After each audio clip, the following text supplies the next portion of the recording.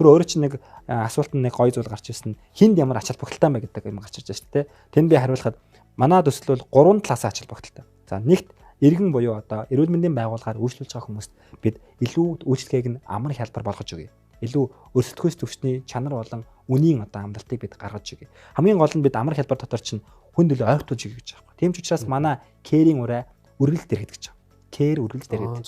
Бид үргэлж дэрэгдэж чинь байя гэдэг концепт. Одоо жишээ нь би ингэ сууж байхад кэр маань ингэж 10 саяхны аппликейшнд байх гэж штэ. Бид ингээд яг энэ студид дээрээ сууж байхад магадгүй хэрэг хүсэх юм бол кэр энд байж болно.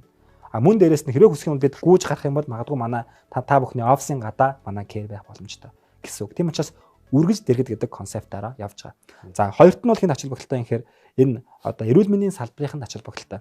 Та бүхэн мэдж байгаа шүү дээ саяхан ковид гээд салбарын цалингаа нэмүүл гэж жагсаж барайл бөө юм болсон талбай дээр те. Манай эрүүл мэндийн салбарын маань хөөрхий цалингаа нэмүүлээ гэж жагсаж хахад цаана одоо уяачид бол морио уралдуулъя гэж жагсаж байгаа шүү дээ те. Уяачид ингээ лаанд 300 та ирээд талбайг мориод гороож хахад манай эмчнэр зөвхөн хөлөөрөө явган очоо тэгээд цагаан халааттай хүтэн шалан дээр сууж байгаа байхгүй. Энэ бол өнөөгийн манай нийгмийн угаасаа л үнэн байгаа дүр төрх мөн. Бид үүнийг яаж хэлэх гээд нэхэр хацсангууд тийм төр засгийн одоо тийм аргачлаар шидэхгүй байж болно шүү дээ. Гэтэ залуучууд бид нэмэлт ажлын байр бий болгоод зах зээл дээр өрсөлдөх зөвчний цалингийн намлаад бас бий болгож болох юм байна. Нөгөө талдаа манай Care гэж компани, Care гэж төслийн одоо community буюу багийн гишүүнээр магадгүй бүр хүсэх юм бол компани хувьцаа эзэмшигчээр хүртэл одоо эрүүл мэндийн салбарын орж ирэх боломжтой гэсэн үг.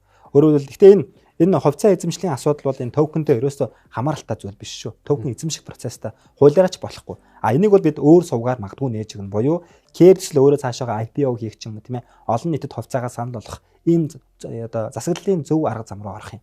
Ингээд ирэхээр бидний амбиц бол юу юм гэхээр Монголын одоо эрүүл мэндийн салбарын хамгийн олон магадгүй хувьцаа эзэмших шүү дээ. Тэгээд эрүүл мэндийн салбарынхаа өөрсдөө тэр компанийнхаа бизнесийнхаа төслийнхаа хувьцааг нь эзэмшиж явдаг ийм төсөл болгохыг зорж ажиллаж байгаа гэсэн. Өөрөөр хэлбэл санаа нь юу гэхээр нэхтэр эмнэлгийн салбарынхаа нэмэлт орлого олж болох нь. Заавал цалингаасаа биш одоо бусад одоо passive income гэж нэрлэдэг тийм ээ. Идэвхгүй орлого олох боломжийг бид бүрдүүлэх гэдэг. Гуравт хамгийн том эффект бол нийгэм буюу эрүүл мэндийн салбартаа өгж байгаа үнцэн юм байна. Алсын хараа 2050 болон Монгол Улсын засгийн газраас гаргасан одоо юм эрүүл мэндийн салбарын бодлогын баримтчиг гэж байдаг. Түүнд юу тусч байгаа нэхлээр номер 1-т ортой эмнэлгүүдийг хязгаарлаад илүү энэ клиникийн эмнэлгүүдийг дэмжинэ гэдэг бодлого явж байгаа. Та бүхэн үзсэн ч болно. Манай white paper дээр бас нэг бид онцгойж тавьсан байгаа. Хоёрт нь одоо энэ телемедицин буюу энэ зайн тусламж үйлчилгээ тийм ээ. Энэ онлайн одоо энэ тусламж үйлчилгээний асуудал тийм ээ. Мобайл тусламж үйлчилгээний асуудлыг төр ер нь дэмжиж ажиллана гэсэн байна. Гуравт нь одоо wellness hub гэх юм одоо юу гэдгийг илүү хэрэглэгч төвтэй, илүү урьдчилан сэргийлэх тал руугаа анхаарсан, нийгмийн эрүүл мэндийн тал руугаа анхаарсан төвүүдийг тэгээ Монгол Улсын засгийн газар дэмжинэ. Алсын хараа 2050 болвол яг энэ дэмжиж ажиллана гэсэн байна. Тэгээ үүгээрээ бол бид одоо төрийн дайсан болох гэдэг эсрэгээрээ төртэй илүү бид хамтарч ажиллах гэдэг концепт явж байгаа. Дахиад нэг нав хав байгаа нь